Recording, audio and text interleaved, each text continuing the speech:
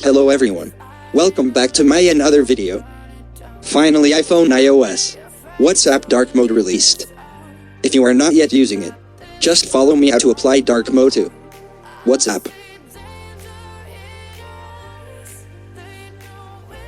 This is a normal view before apply the dark mode. When we applying the dark mode to iPhone, WhatsApp should be dark. It will not happen. You should update WhatsApp to last version.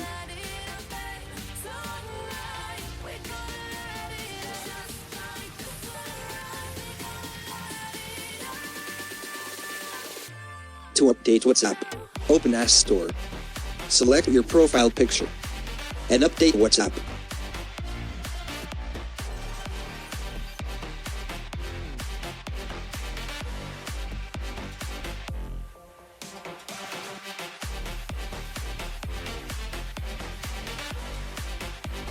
You can change the theme using this shortcut.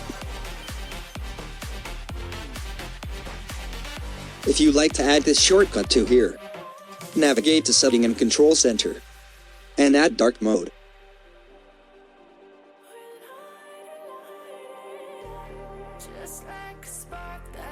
Is it working good? Just give a comment. Thank you watching us.